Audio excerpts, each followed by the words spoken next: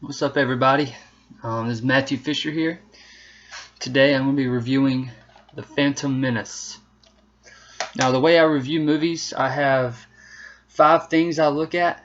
That's let's see, plot, writing, cinematography, acting, and pace. Okay, so let's just jump into the plot of this film. It's basically about a blockade of a planet because of taxes. Now, because of this, the government sends 2 Jedi Knights to go peacefully solve the problem. Only thing is that there are reasons behind this blockade that they're unaware of, plot by the Sith. The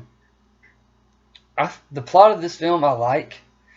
The only problems I have with it are, the first thing I have here is, why does Qui-Gon take Jar Jar to Tatooine?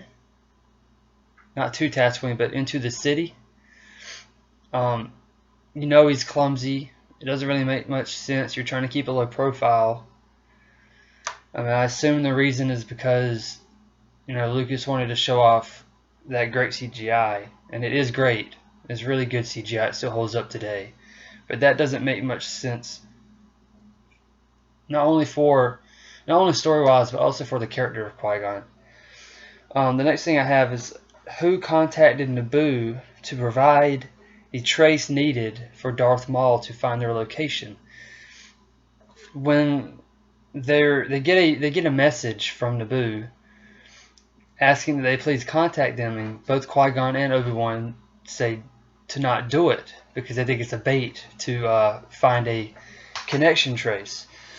But immediately after Obi-Wan tells him not to do it, it cuts to Coruscant, where Maul is talking about the trace to Tatooine. So I don't know, let me know in the comment section if I missed something, but I don't know who contacted Naboo to provide the trace.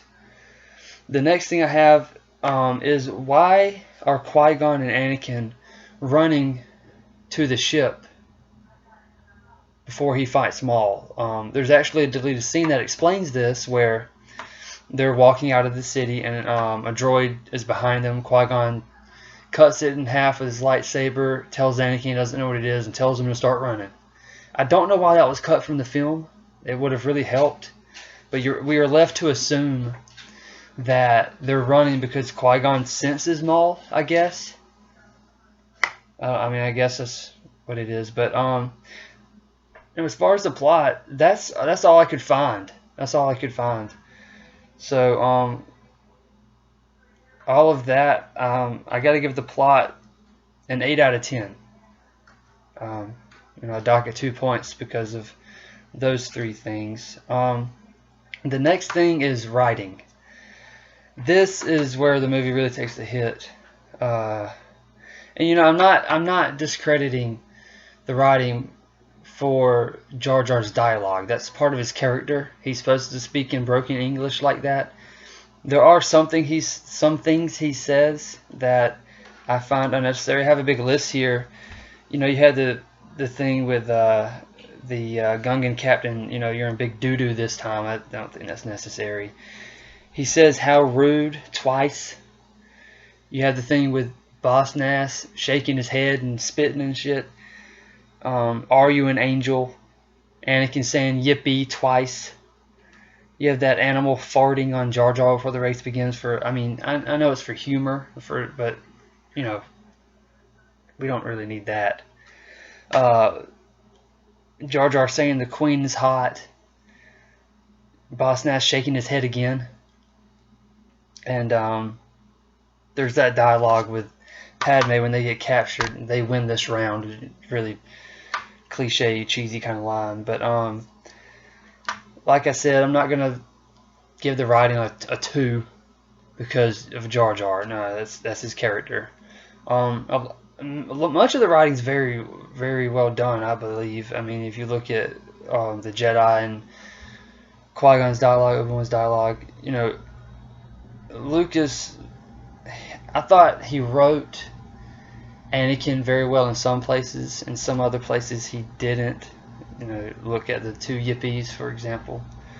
But yeah, I'm gonna give the writing a 6 out of 10 because of all of that.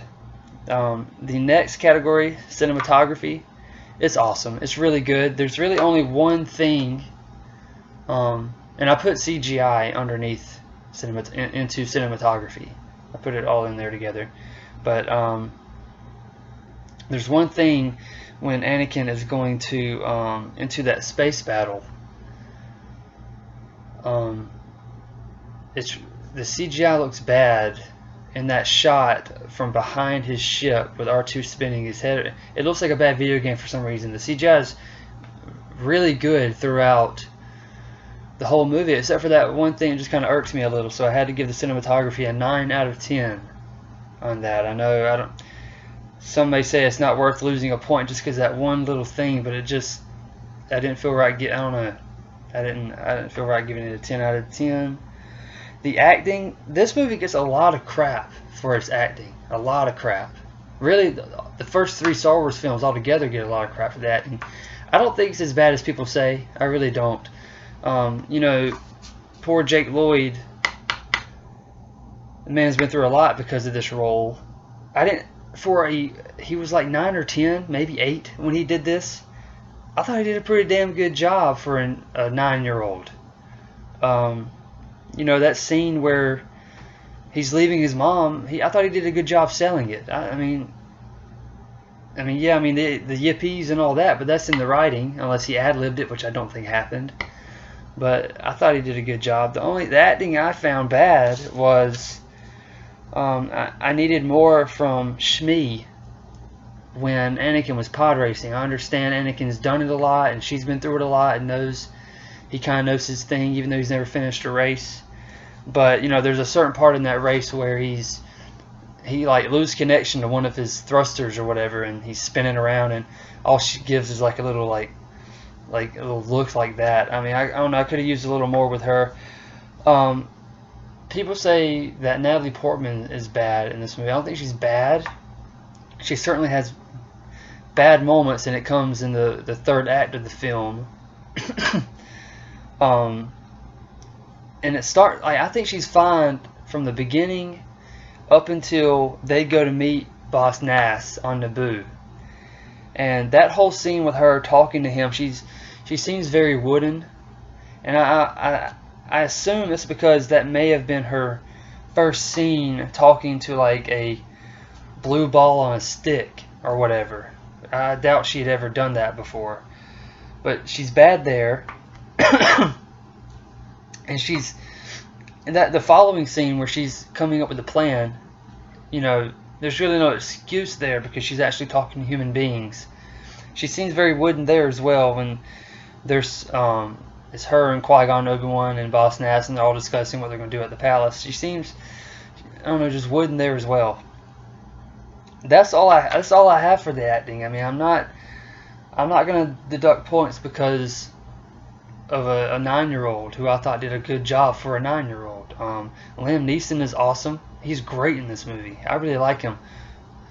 Ewan McGregor, very good as well. I mean, that's really all I could find. So the acting I gave a 7 out of 10, just because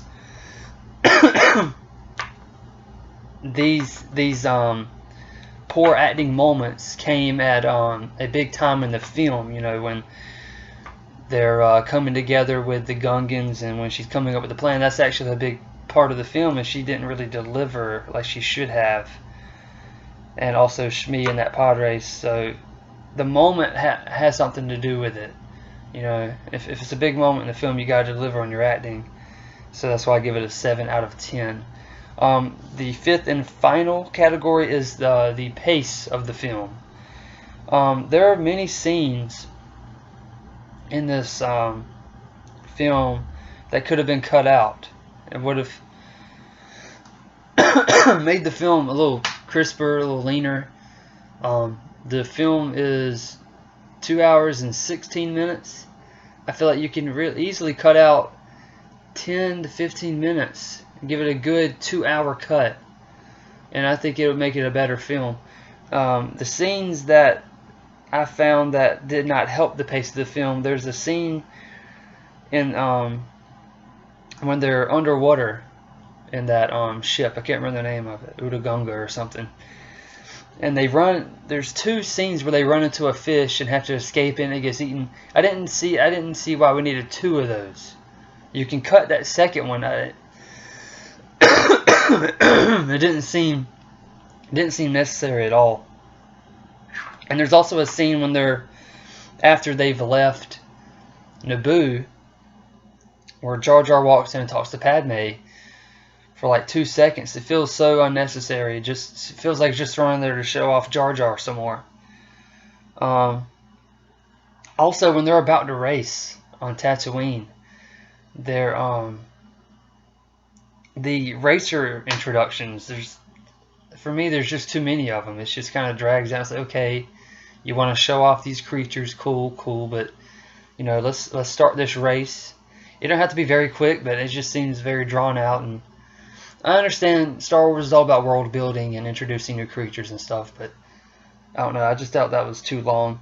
And the biggest one for me is the climax of the film.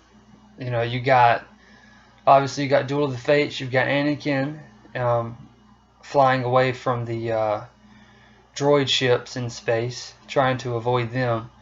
And you have Padme trying to retake the palace. And you also have the Gungan battle in the field, which I think is very beautiful and well shot. But the problem I have with that is that there's a lot of scenes with Jar Jar accidentally killing droids and running away and doing a bunch of goofy stuff.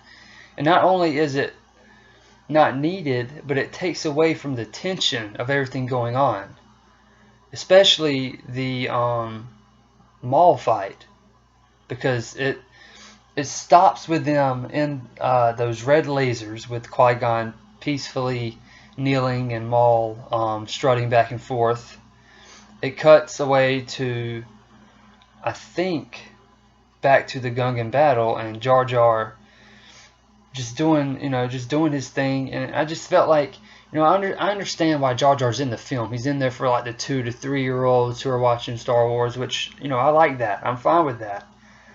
Star Wars is supposed to be for all ages. But I didn't feel that we needed him to be funny during that moment of the film. He had already done so much through the film. We didn't need that.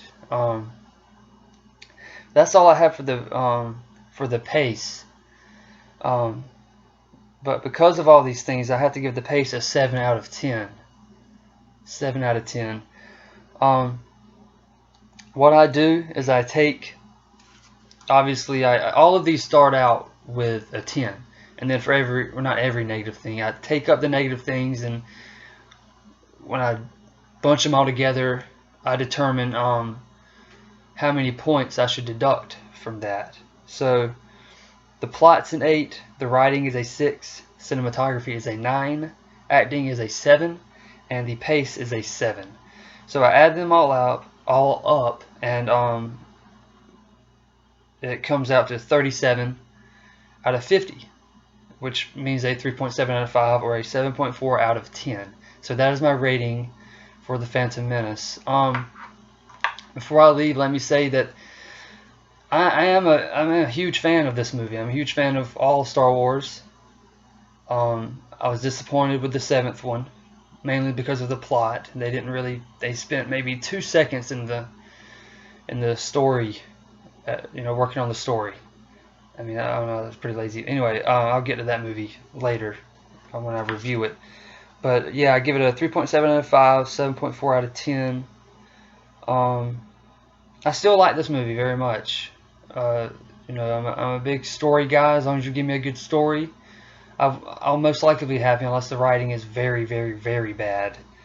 But yeah, that's what I got for this one. Let me know what you think in the comments.